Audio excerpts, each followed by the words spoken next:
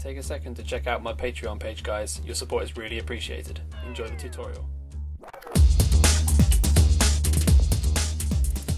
Hey guys, and welcome to the Windows Phone 8 tutorials. This is the 10th tutorial, so we're now into the double figures here, and it's going to be a special one because we're going to be going into canvassing. We're going to work out how to use a canvas, how it works, how when we put things inside the canvas, how it's positioned, and then in the next tutorial we'll go on to do the movement. So right now all I've done is I've created a new application, called it the Canvas app, and that's it. That's all we need to do so far. So once you're at that point, clear all the rubbish out of it that we don't normally use, like the system tray, get rid of that and get rid of all the rest of it, just so that you have a simple grid. Once you're there, all we need to do is get a canvas and just drag and drop that on.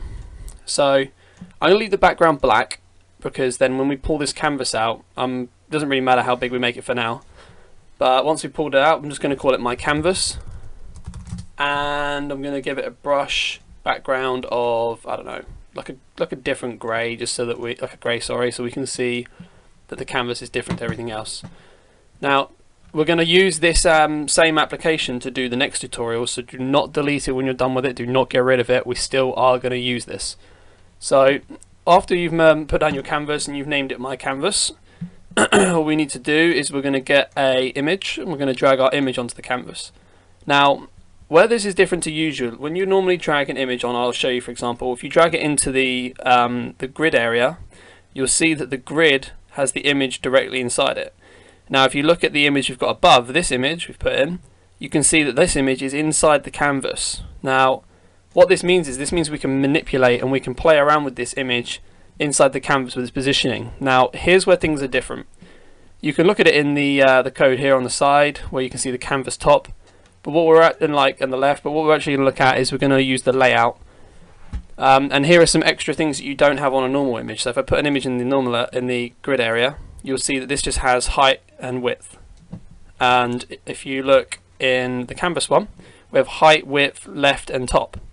So what we're going to be doing here is with the left and the top, this is our position that the image is in the canvas. So if we put it up in the top corner, you'll now see that its left and top is 0. Now one thing to bear in mind is when we move the image about, when we're 185 left, it means that we are 185 from pixels from the left hand side of the canvas to where we are, but it's not to the center of the image, it's to the top left corner of the image. And the same with the top. The top means we are 204 down from the top into that top left corner of the image, which is why when we tuck it up in the corner normal like that, and so that the edges touch, you get 0, 0. So what you need to understand with canvases is where you can mess around with them, we can get their positions, we can get their left and we can get their top, and this allows us to then move top and move left, and we can move the images around the canvas in all different types of ways. You can use accelerometers, you can use buttons. What we're actually going to do is we're going to use buttons to show you in the next tutorial how to actually do all the movement, but what this tutorial is about is understanding how the image is used inside the canvas and how the canvas deals with that. Now one thing you will find is if you want to go outside of the canvas area, you would have to set your top or your left or whatever one you're doing to be minus something. So if this is minus 10, you can now see that the top left of the image has gone 10 off of the canvas. So using minus is to go up when you're using the top, and when you're doing minus of left, you're going left. Okay, you're going off to the left. And this is one thing you try and get your head around. When you're adding 10 to the top, you're going down the page. And when you're adding left, if you're adding 10 to left, you're actually going right. So not to confuse you or anything, but when you are doing the movement, you've got to remember that coming away from the left is positive and heading back towards the left is negative. And then the same with the top, coming down from the top, as you can see in this bottom corner here, coming down from the top is positive, and then going back up to the top is negative. Okay, so when we're adding and taking away in the next video, you'll understand how the movement is affected on the screen.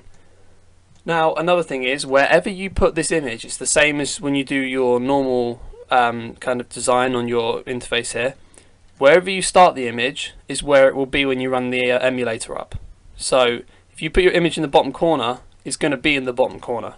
Now the only thing you can do is you can actually set its image in the initializing code, or in the back-end code. You can choose where you want the image to actually start. So if you've got a little game with some levels and you want to start it in a certain place, you can actually do that. You just gotta, what I normally do is I normally just put the image roughly where I want it, and then I take its left and top. Now remember that you can always get the center of the image. If you just look at it and you click on the corner of your image, you can see it's 100 by 100. So all you need to do is, in this situation, if I put these to 200 and 200, we know that if we go 250, we're going to get 250 on the left will be at the center. But remember, if you do that as well, you've got to do the top, because if you do 250 left and 200 top, that's going to give us this position here, and we don't want it to go there. So that's another thing to bear in mind. When if you're trying to get the center of the image, you can just half however big your image is and add that on each direction to the coordinate you want it to be at. So anyway, we'll mess around with that a bit more in the next tutorial. I hope this has given you an idea of how the canvas works, how we move around on them. If I suggest anything, I suggest you just kind of play around with the canvas, put it down on the page, play around with the images, see if you can get your head around the left and the top values, and just try and get yourself used to the way that you would move it about. Like mess about down here and try and kind of work out where 200 top would be on the page. And you know, I was about right there. So you just got to kind of get your head into the canvas to then really start utilizing it, because when you're looking at the back end code and you're not seeing the movement and all you're seeing is the math, you've got to really have your head screwed on to know exactly what you're doing. So again, with these kind of things, we do want to name the image. So you'd give this image a name, which we'll do before we end the tutorial, which will be, I'm going to call it, what shall I call it? I'm going to call it player image, because we're going to pretend that we're building almost like a game here, because we're going to move things around. So that's the end of this tutorial. I hope that's helped you get your head around the canvas. Just make sure that you get this app together. Just get your canvas put down. Doesn't matter how big it is.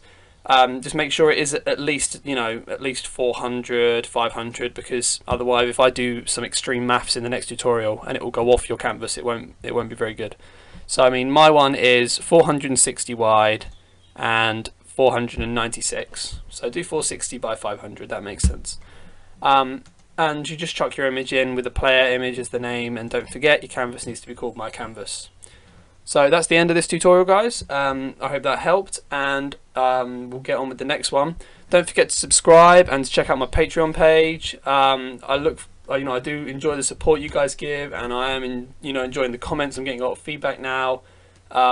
If you guys have any sort of questions or anything you need work with, just give me a shout. I am going to be doing a Q&A soon, so you'll be able to submit me some questions via my website when I get that together. I'll put the link out, and you'll be able to send out some questions, and then maybe sometime in the week I'll put a video together and I'll answer your questions all kind of live on the video.